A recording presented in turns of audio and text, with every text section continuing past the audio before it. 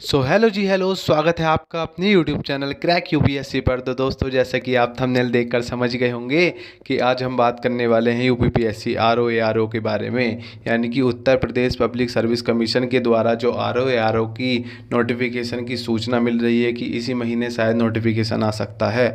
तो किस तरीके का एग्ज़ाम पैटर्न होता है, क्या क्वालिफ़िकेशन होनी चाहिए, कितनी एज होनी चाहिए, उन सभी चीज़ों पर आज हम इस वीडियो में बात करने वाले हैं। तो जो भी बच्चे यूपी वीडियो का एग्ज़ाम देकर आए हैं, या जो भी फ्रेशर बच्चे हैं जो यूपी की तैयारी में लगे हुए हैं, है ना, या जो नए तरीके से तैयारी स्टार्ट करना चाहते हैं, आज ये वीडियो उन सभी के लिए है। क्योंकि दोस्तों, किसी भी एग्ज़ाम में घुसने से पहले हमें उसकी पूरी संपूर्ण जानकारी होनी चाहिए। किस तरीके का पैटर्न होता है, कितने नंबर के क्वेश्चन आते हैं, क्या क्या सब्जेक्ट होता है, क्या सिलेबस है, वो सब हमको एक ब्रीफली हमको पता होना चाहिए उस चीज़ के बारे में। तभी हमको उस एग्ज़ाम की तैयारी करनी चाहिए। और उसी के बाद फिर दूसरा क्वेश्चन आता है कि किस तरीके से तैयारी करनी चाहिए, है ना। तो आपके लिए वीडियो बहुत ही बेनिफिशियल होने वाला है, क्योंकि दोस्तों आरओ कोई छोटी जॉब नहीं होती है, काफ़ी बढ़िया जॉब है, अधिकारी लेवल की जॉब है। इसमें आपको शक्ति भी मिलेगी, सत्ता भी मिलेगी और धन भी मिलेगा, यानी कि तीनों चीज़ों से तीनों ही उंगलियां आपकी घी में होने वाली हैं। तो वीडियो को अंत तक देखें, पूरा देखें, तभी आपको ये समझ में आएगा कि कैसे कैसे एग्ज़ाम में पूरा पैटर्न फॉलो किया जाता है। तो चलते हैं हम अपने वीडियो की ओर और शुरुआत करते हैं आज कि इस एग्ज़ाम में क्या क्या पूछा जाता है। तो सबसे पहले बात करते हैं हम क्वालिफ़िकेशन की। तो दोस्तों, क्वालिफ़िकेशन, मिनिमम क्वालिफ़िकेशन इसमें ग्रेजुएशन है। आप ग्रेजुएशन चाहे आपने बीएससी किया हो, बीए किया हो, बीकॉम करा हो, इससे फ़र्क नहीं पड़ता, यानी आप ग्रेजुएट हो जाने चाहिए। एज की बात करते हैं तो एज इसमें कही है दोस्तों 21 से 40, यानी कि आप स्क्रीन पर देख ही रहे होंगे कि 21 से 40 साल होनी चाहिए एज इसमें। और इसमें ये भी है कि इसमें एक रिलैक्सेशन की बात भी आती है, यानी कि ओबीसी वाले जो भी बच्चे हैं उनको 3 साल का रिलैक्सेशन मिलता है, यानी कि वो 43 तक, यानी 43 साल की उम्र तक एग्ज़ाम दे सकते हैं। उसी के बाद वो जो एससी एसटी के बच्चे हैं उनको 5 साल तक का रिलैक्सेशन मिलता है, यानी कि वो 45 तक एग्ज़ाम दे सकते हैं। और जनरल वाले के लिए कोई भी रिलैक्सेशन नहीं है। तो डरने की बात नहीं है, 40 साल भी काफ़ी एज होती है, 21 से 40 साल एज मांगी है। लेकिन ओबीसी और एससी एसटी वाले बच्चों को ध्यान रखना चाहिए कि उनके लिए 3 साल की जो रिलैक्सेशन है वो ओबीसी वालों का है और 5 साल का एससी एसटी वालों का है। तो आगे चलते हैं कि क्वालिफ़िकेशन और एज रिलैक्सेशन की बात हम कर चुके हैं। इससे आगे है कि क्या निगेटिव मार्किंग होती है या नहीं। तो निगेटिव मार्किंग का प्रश्न आता है कि क्या निगेटिव मार्किंग होती है या नहीं होती है। तो निगेटिव मार्किंग दोस्तों आरओ के एग्ज़ाम में निगेटिव मार्किंग होती है और 1/3 की निगेटिव मार्किंग होती है। 1/3 की निगेटिव मार्किंग का मतलब होता है कि आपके जब 3 क्वेश्चन गलत हो जाएंगे तो एक सही क्वेश्चन कट जाएगा। नेक्स्ट बात करते हैं हम कि स्पेशल पोस्ट, यानी कि कुछ स्पेशल पोस्ट होती हैं जिनके लिए कुछ एक्स्ट्रा, यानी कि कुछ समकक्ष डिग्री मांगी जाती हैं। ग्रेजुएशन के साथ साथ कुछ और भी डिप्लोमा डिग्री मांगी जाती है। लेकिन एक बात पर कन्फ्यूज़न रहता है कि क्या ओ लेवल मांगते हैं इस एग्ज़ाम में या ट्रिपल सी मांगते हैं, है ना। तो ट्रिपल सी दोस्तों, ट्रिपल सी का अभी कुछ कहा नहीं जा सकता है कि ट्रिपल सी मांगे, यानी कि हर पोस्ट के लिए तो ट्रिपल सी नहीं मांगते, लेकिन कुछ पोस्ट के लिए ट्रिपल सी चाहिए रहता है। ओ लेवल शायद इसमें नहीं पूछते हैं, ओ लेवल की जहाँ जहाँ तक है बात, इसे एग्ज़ाम में नहीं होती है। लेकिन ट्रिपल सी पर अभी कोई चर्चा नहीं है। जैसे ही नोटिफिकेशन आएगा आपको ट्रिपल सी के बारे में बता दिया जाएगा, पूरी जानकारी मिल जाएगी। लेकिन ट्रिपल सी ये है कि सारी पोस्ट के लिए ट्रिपल सी नहीं मांगा जाता, कुछ पोस्ट के लिए ट्रिपल सी मांगा जाता है। तो ये हो गई हमारी निगेटिव मार्किंग और स्पेशल पोस्ट की बात। आगे चलते हैं, आगे सैलरी की बात की गई है। इसका जो पे स्केल है वो 9300 से लेकर 34,800 तक होता है इसका पे स्केल। और ग्रेड पे जो आरओ का होता है वो 4800 है, आरओ का 4800 ग्रेड पे है और एआरओ का 4600 ग्रेड पे है। एआरओ का 4600 ग्रेड पे है और आरओ का 4800 ग्रेड पे है। तो ये हो गई सैलरी की बात दोस्तों। हम आगे चलते हैं कि आगे क्या कहा है इसमें, आगे क्या मांगा है। आगे हम देखते हैं एग्ज़ाम पैटर्न किस तरीके का आता है। तो यहाँ तक तो हो गई क्वालिफ़िकेशन। अभी हम देख लेते हैं एक बार ब्रीफ की क्या क्या देखा। तो हमने क्वालिफ़िकेशन देख ली, क्वालिफ़िकेशन ग्रेजुएशन चाहिए। हमने एज देख ली, 21 से 40 चाहिए। एज में कोई रिलैक्सेशन होता है तो हाँ, ओबीसी वालों के लिए 3 साल का होता है और एससी वालों के लिए 5 साल का होता है। अब हम फिर आगे हमने बात करी कि क्या निगेटिव मार्किंग होती है। हाँ, 1/3 की निगेटिव मार्किंग होती है। फिर हमने देखा कि क्या ओ लेवल मांगता सकता है नहीं, लेकिन ट्रिपल सी का भी कुछ क्लियर नहीं कह सकते। कुछ स्पेशल डिग्री चाहिए स्पेशल पोस्ट के लिए, है ना, ये भी आपको याद होना चाहिए, पता होना चाहिए। आगे हमने बात करी सैलरी की कि सैलरी कितना है, तो पे स्केल इसका है 9300 से लेकर 34800 तक। और जो ग्रेड पे है आर ओ का वो 4800 है, ए आर ओ का 4600 ग्रेड पे आता है इसमें। अब हम नेक्स्ट बात करने वाले हैं एग्ज़ाम पैटर्न की। तो मोस्ट इम्पॉर्टेंट चीज़ यही है एग्ज़ाम पैटर्न। सबसे ज़्यादा जो बच्चे तैयारी करते हैं उनमें से कई सारे बच्चे ऐसे होते हैं उनको एग्ज़ाम पैटर्न ही नहीं पता होता, यानी कि ये नहीं पता होगा कितने मतलब किस सब्जेक्ट में से सबसे ज़्यादा क्वेश्चन पूछे जाते हैं, किस में से कम आते हैं, किस पर हमें ज़्यादा ध्यान करना चाहिए। तो एग्ज़ाम पैटर्न यदि हम देखें तो एग्ज़ाम पैटर्न में जो प्री एग्ज़ाम होता है इसका, यानी कि एग्ज़ाम प्री मेंस इस तरीके से होता है। दो मतलब दो स्तर का होता है, यानी कि प्री स्तर और फिर मेंस का स्तर। यानी प्री में क्या पूछते हैं, प्री में सबसे पहला पेपर होता है एक जीएस पेपर, यानी कि जीएस का पेपर होता है, वो होता है 140 मार्क्स का और 140 ही क्वेश्चन होते हैं, यानी कि 1 नंबर का 1 क्वेश्चन होता है। और दूसरा पेपर होता है प्री का ही हिंदी का, हिंदी में पूछता है 60 मार्क्स का और 60 ही क्वेश्चन होते हैं, यानी कि टोटल अपना कितना हुआ 200 हुआ।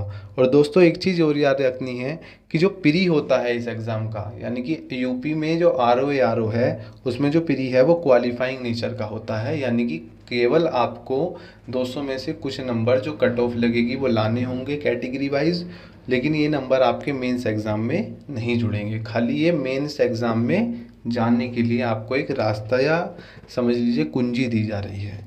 तो एक बार और बता देता हूँ मैं इसके बारे में। तो जीएस पेपर है आपका प्री में 140 मार्क्स का, 140 क्वेश्चन होंगे।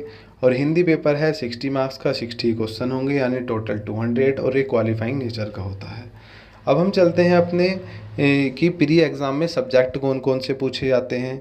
तो दोस्तों इसमें है history, polity, geography, science, science में आता है बायो, केमिस्ट्री और फिजिक्स, फिर इकोनॉमी और करंट अफेयर्स, विविध और यूपी स्पेशल।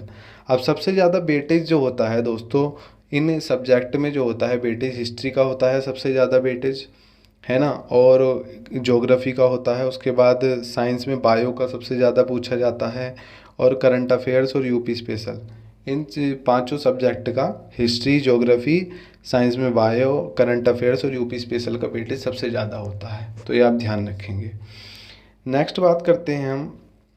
तो नेक्स्ट बात करने वाले हैं दोस्तों, नेक्स्ट है कि ये जो है मेंस, तो मेंस में किस तरीके से पूछता है।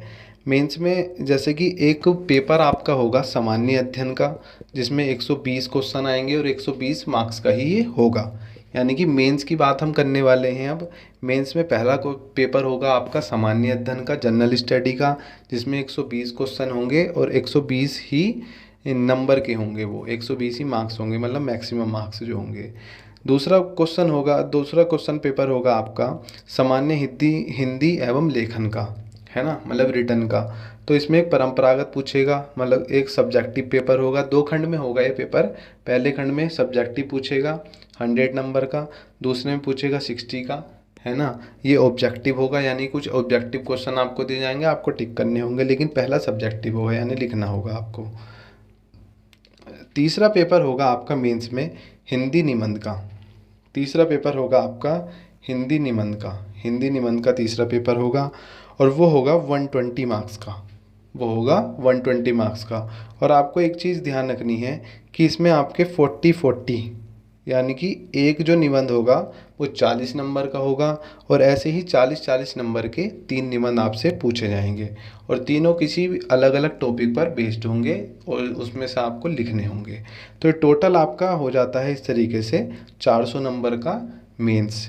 एक बार और बता देता हूँ मैं, सामान्य अध्ययन का पेपर होगा मेंस में 120 मार्क्स का, फिर सामान्य हिंदी एवं लेखन होगा जिसमें 2 खंड होंगे। पहला होगा सब्जेक्टिव यानी कि लिखने वाला 100 नंबर का, दूसरा होगा ऑब्जेक्टिव यानी कि टिक करने वाला जिसे बहुविकल्पीय कहते हैं 60 नंबर का, और तीसरा पेपर होगा आपका निबंध का 120 का, जिसमें आपसे पूछे जाएंगे 3 निबंध, कितने कितने नंबर के, तो पूछे जाएंगे कितने कितने नंबर के पूछे जाएंगे, 40-40 नंबर के 3 निबंध आपसे पूछे जाएंगे, है ना फ्रेंड। तो यहाँ तक हमने की है मेंस की बात। आगे हम करेंगे किस चीज़ की बात करने वाले हैं, आगे बात करने वाले हैं सिलेबस की, यानी कि सो गाइस अब हम देख लेते हैं अपना सिलेबस, यानी कि सिलेबस क्या है। यानी कि जो यूपीपीएससी आरओ का एग्ज़ाम है उसमें प्री और मेंस के लिए क्या सिलेबस दिया गया है। तो इसमें सबसे पहला टॉपिक है कि सामान्य विज्ञान, यानी कि सामान्य विज्ञान की जानकारी आपको होनी चाहिए, है ना। भारतीय इतिहास, भारत का इतिहास, है ना, हिस्ट्री हो गई ये। फिर भारतीय राष्ट्रीय आंदोलन, तो ये भी हिस्ट्री का ही पार्ट है। फिर है भारतीय राज्यतंत्र यानी पॉलिटी, उसके बाद अर्थव्यवस्था एवं संस्कृति। फिर है भारतीय कृषि, वाणिज्य एवं व्यापार, तो ये भी अर्थव्यवस्था में ही आता है। फिर जनसंख्या, पर्यावरण, नगरीकरण, है ना। तो जनसंख्या और नगरीकरण कुछ अर्थव्यवस्था के भी टॉपिक हैं, भूगोल के भी हैं और पॉलिटी के भी हैं, पर्यावरण है। फिर आगे चलते हैं और क्या है। फिर है कि विश्व भूगोल, यानी विश्व भूगोल, भारत का भूगोल, प्राकृतिक संसाधन, राष्ट्रीय और अंतर्राष्ट्रीय महत्वपूर्ण घटनाक्रम यानी कि करंट अफेयर्स। फिर है सामान्य तार्किक क्षमता यानी रीजनिंग भी आती है थोड़ी।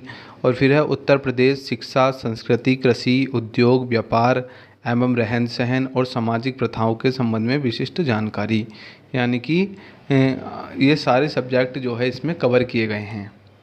कौन कौन से, कि सामान्य विज्ञान यानी कि ये साइंस आ गया, ये हिस्ट्री का पार्ट हो गया इतना, यहाँ पे पॉलिटी और इकोनॉमी हो गई ये, है ना। इसके बाद है ये ज्योग्राफी हो गई आपकी, फिर ये करंट अफेयर्स हो गया, ये रीजनिंग हो गई और ये उत्तर प्रदेश स्पेशल हो गया। तो इसमें से ही प्री का, यानी कि प्री का 140 नंबर का क्वेश्चन पेपर आता है और मेंस में जनरल स्टडी का 120 नंबर का क्वेश्चन पेपर आता है। तो इन्हीं टॉपिक में से वो क्वेश्चन पेपर बनता है। आगे मैंने आपको बताया था कि प्री में 60 नंबर का, प्री में एक 60 नंबर का क्या होता है, हिंदी का पेपर भी होता है। तो उसमें क्या क्या पूछा जाता है, तो उसमें 60 नंबर में विलोम शब्द पूछेगा 10 नंबर, वाक्य एवं शुद्ध वर्तनी 10 नंबर, अनेक शब्दों के लिए एक शब्द 10 नंबर, तत्सम एवं तद्भव 10 नंबर, विशेष्य एवं विशेषण 10 नंबर और पर्यायवाची शब्द 10 नंबर। यानी कि 60 नंबर का हिंदी का पेपर है आपका। और ये 60 नंबर का इसी तरह का मेंस में भी होता है, यानी कि प्री में भी होगा और मेंस में भी होगा। लेकिन मेंस में एक 100 नंबर का आपका सब्जेक्टिव पेपर भी होता है हिंदी का, है ना। तो मैंने पूरा आपको सिलेबस भी बता दिया, एग्ज़ाम का पैटर्न भी बता दिया। और दोस्तों आगे हम बात करने वाले हैं कि जब जल्दी ही नोटिफिकेशन, शायद इसी महीने जानकारी है कि ये पता लग रहा है कि इसी महीने जुलाई माह में ही ये यूपीपीएससी आरओ का नोटिफिकेशन जारी कर देगा। और जैसे ही नोटिफिकेशन आता है समझ लीजिए कि आपके पास ज़्यादा समय नहीं रहेगा इस एग्ज़ाम की तैयारी करने के लिए। तो इसलिए आप अभी से ही तैयारी में डट जाएं। और नेक्स्ट वीडियो में लेकर आऊँगा कि इसकी क्या रणनीति होनी चाहिए, किस तरीके से हमें किस सब्जेक्ट को कितना वेटेज देना है, किस तरीके से कवर करना है, वो मैं आपको नेक्स्ट वीडियो में बताऊँगा। तो चलिए आज का लेक्चर, आज की वीडियो यहीं समाप्त करते हैं। धन्यवाद।